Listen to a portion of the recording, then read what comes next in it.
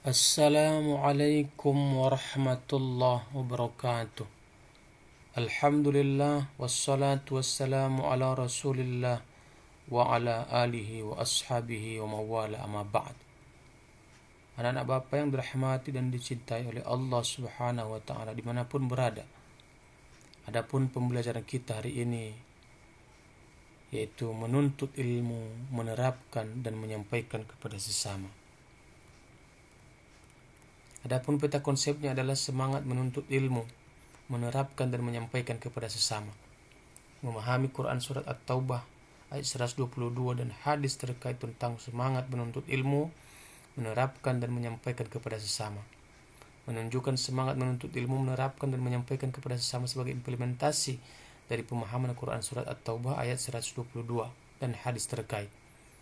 Dan menunjukkan perilaku hormat dan patuh kepada orang tua dan guru.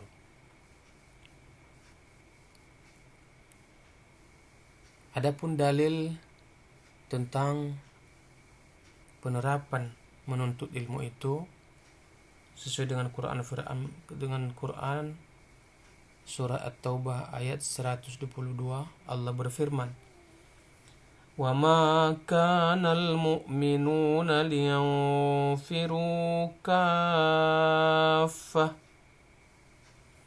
فلولا نفر من كل فرقة منهم طائفة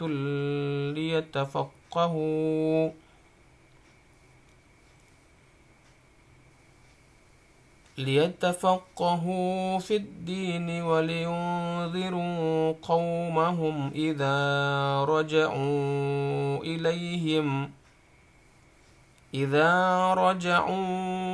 إليهم لعلهم يحذرون." Yang artinya, dan tidak sepatutnya orang-orang mukmin itu semuanya pergi ke medan perang. Mengapa sebagian dari setiap golongan di antara mereka tidak pergi untuk memperdalam pengetahuan agama mereka dan untuk memberi peringatan kepada kaumnya apabila mereka telah kembali agar mereka dapat menjaga dirinya.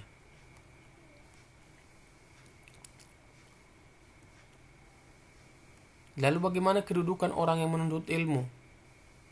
Yang pertama, diberikan kemudahan masuk surga. Yang kedua, terbebas dari kebinasaan. Yang ketiga, dijauhkan dari pemimpin yang bodoh. Yang keempat, diangkat derajatnya dari Allah Subhanahu wa ta'ala. Yang kelima, memperoleh kebahagiaan dunia dan akhirat.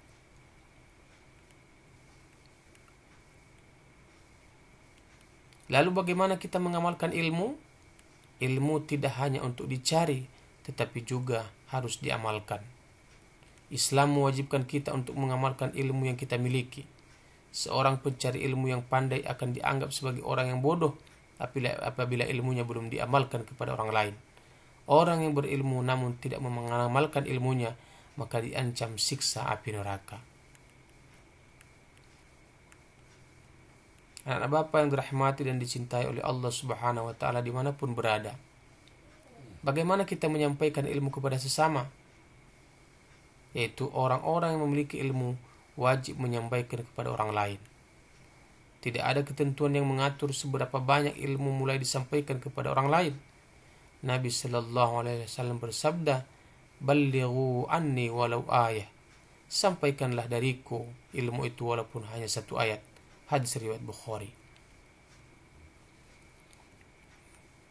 Lalu bagaimana mengimplementasi pemahaman Quran surat At-Taubah ayat 122 dan hadis yang relevan? Yang pertama adalah sikap semangat menuntut ilmu. Yang kedua, sikap semangat mengamalkan ilmu. Dan yang ketiga, sikap semangat menyampaikan ilmu.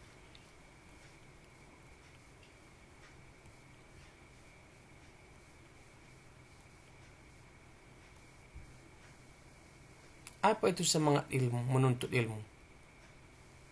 Itu tugas utama seorang pelajar adalah belajar. Belajar dengan penuh semangat akan memberikan hasil yang optimal. Proses menuntut ilmu akan berhubungan dengan hasil belajar. Belajar serius, penuh semangat, dan sungguh-sungguh senantiasa berusaha meraih prestasi dengan hasil belajar sendiri.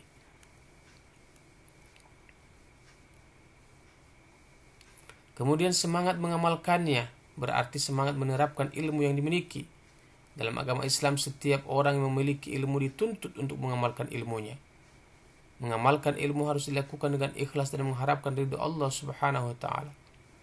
Cara menumbuhkan semangat mengamalkan ilmu itu adalah memohon petunjuk Allah Subhanahu wa taala, mencari teman yang tekun beribadah, menyadari bahwa hidup adalah untuk mencari bekal akhirat, menjauhkan diri dari perbuatan maksiat, menjauhkan diri dari pergaulan bebas. Anak Bapak yang dirahmati dan dicintai oleh Allah Subhanahu wa taala. Kemudian umat Islam dilarang bakhil terhadap ilmu. Ilmu akan menjadi bermakna jika diamalkan dan disampaikan kepada orang lain.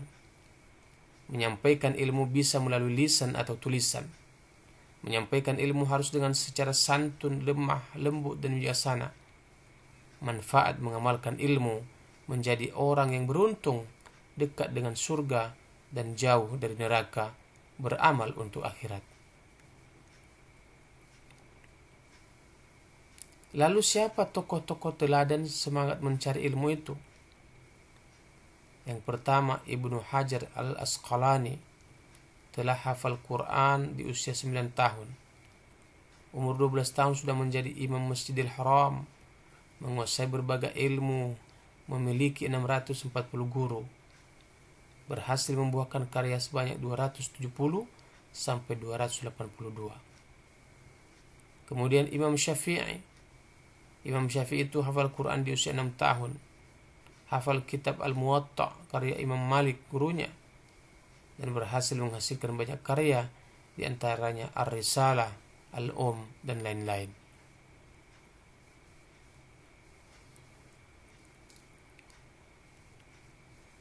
Lalu apa kunci kesuksesan menuntut ilmu? Salah satu kunci sukses dalam menuntut ilmu adalah perilaku hormat dan patuh kepada orang tua dan guru. Orang tua telah merawat, membesarkan, memberikan didikan dari buayan sampai besar dan membiayai pendidikan kita. Guru adalah orang tua kita di sekolah atau majelis ilmu. Guru telah memberikan banyak pengajaran ilmu kepada kita. Nah, perilaku hormat dan patuh kepada orang tua. Kita harus menjawab dengan mendatangi ketika dipanggil, berbicara dengan lemah lembut dan bahasa yang santun, ikut membantu orang tua, tidak memotong pembicaraan orang tua, mendengarkan, menghayati, dan melaksanakan nasihat orang tua, mohon ridhonya, merawat orang tua yang sedang sakit, dan yang terakhir, selalu mendoakan orang tua. Anak Bapak yang dirahmati dan dicintai oleh Allah Subhanahu wa taala. Kemudian perilaku hormat dan patuh kepada guru itu menegur dan mengucapkan salam, berbicara dengan bahasa yang santun, taat dan patuh, mendengarkan penjelasan mereka, bersilaturahim, dan mendoakan guru. Anak Bapak yang dirahmati Allah dan dicintai oleh Allah Subhanahu wa taala. Lalu apa kaitan antara kewajiban menuntut ilmu dengan kewajiban membela agama? Sesuai perayaan Allah, Quran Surah At-Taubah ayat 122 dan hadis terkait. Keberadaan Islam sangat ditentukan oleh umat Islam yang berilmu. Dalam Islam diperintahkan untuk menuntut ilmu dan mendakwahkan Islam sebagai bentuk membela agama Islam. Semakin tinggi keilmuan umat Islam, ajaran Islam akan terus dan senantiasa terjaga keberadaannya. Menuntut ilmu dan mengamalkan ilmu merupakan upaya membela agama Islam. Nah, apa yang dirahmati Allah Subhanahu wa taala, itulah penjelasan pembelajaran kita hari ini tentang kewajiban menuntut ilmu. Mudah-mudahan dengan kita tahu bagaimana pentingnya ilmu itu dalam kehidupan kita sehari-hari, marilah kita senantiasa untuk mengamalkan dan melaksanakan apa yang telah digariskan oleh Allah Subhanahu wa taala. Demikianlah pembelajaran kita hari ini, mudah-mudahan diridhoi oleh Allah Subhanahu wa taala. Amin ya rabbal alamin. Wassalamualaikum warahmatullahi wabarakatuh.